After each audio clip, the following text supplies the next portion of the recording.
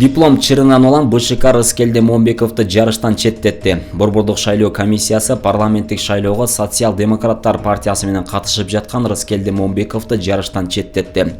БШКнын жумушчу тобу талапкер дипломун мыйзамдуу жол менен алганын далилдей албаганына байланыштуу аны каттоодон чыгарууну сунуштады.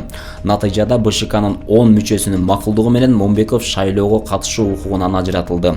Белгилей кетсек, УКМК БШКга Рыскелди Момбеков Кыргыз Улуттук университетинде юриспруденция адистигин окуганы тууралуу дипломун мыйзамсыз алганы кабарланган.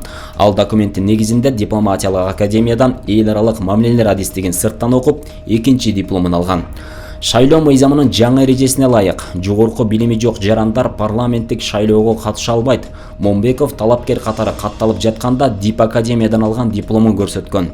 Талапкер дипломун жасалмалаганын айтып, УКМКга 2020 жылдын мартында Бакыт Шаршембиев кайрылган. Аталган жаран 2018-2019 жылдары маалыматтык технологиялар жана байланыш мамлекеттик комитетин жетектеген. Буга чейин да ал Момбековду жалган маалымат тараткан деп 1 миллион сомдук доо койгон, бирок Сокулук райондук соту 25 000 сом айып салган. Үгүткө аралашкан маданият кызматкерлери иштен алынды. Шайлоо өнөктүгүнө катышкан бир катар маданият жана спорт тармагынын кызматкерлери кызматтан бошотулуп, айрымдарына сөгүш берилди.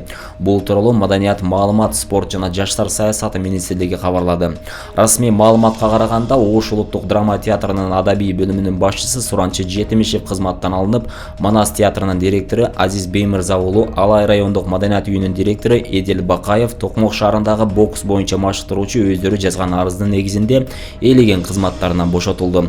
Мындан сырткары Сүйүнбаев атындагы Куршап балдар музыкалык мектебинин мугалимине, Кыргыз улуттук Манас Ордо комплексинин директорунун орун басары Марат Раишевка сөгүш берилди.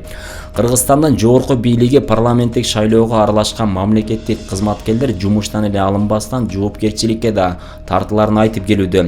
Ушундай жүйө менен буга чейин бир катар чиновниктер кызматтан кеткен. Парламенттик шайлоо 28 ноябрда өтөт. Ал эми үгүт иштери 29 октябрда башталган. Бишкектеги Кыргыз-Түрк ооруканасы бейтаптарды кабыл алып баштады. Ал тургай бир нече татаал операцияларды жасап жетишишти. Кыргыз-Түрк ооруканасы кардиология боюнча адистешкен. Жалпы хирургия бөлүмдөрүн толук ишке киргизүү пландалууда. Медициналык мекеме ошондой эле тез жардам линиясы аркылуу жүрөк кан тамыр оорулары менен ооруган бейтаптарга шашылыш жардам көрсөтүүгө даяр. Биз Кыргызстанда жасалбаган жогорку технологиялык операцияларды жасайбыз. Кыргыз Республикасынын жарандарынын жашоосун жеңилдетебиз. Мурда алардын айрымдары чет өлкөгө дарыланууга аргасыз болушу. Эми бизге кайрылса болот, деди оорукананын башкы дарыгери Озгур Челеби.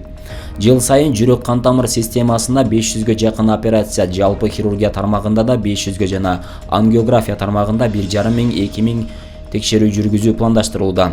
Мындан тышкары ооруканада жарандарга диагноз коюуга мүмкүн болгон поликлиника бар. Ал жерден операцияга деп көрсөтмө берилсе, бейтап ооруканага жаткырылат. Ооруканада 72 керебет болсо, анын 21 реанимацияда жайгашкан. Ангиограф, компьютердик жана магниттик резонанстык томография, маммография, рентген жана гастроскоп, эхокардиограф, заманбап лаборатория бар. Оорукананын медициналык кызматтарынын тизмеси жана баасы монополияга каршы комитет тарабынан иштелип чыгып бекитилди.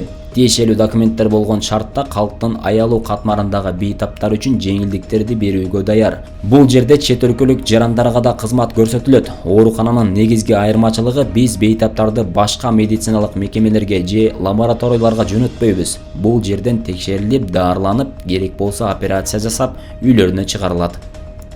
Бейтаптарга дары-дармектер же медициналык буюмдарды издөөнүн кереги жок. Ошол эле учурда үй бүлөлүк же башка дарыгердин жолдомосу талап кылынбайт, дейт башка дарыгердин орун басары Рахман Ажыкулов.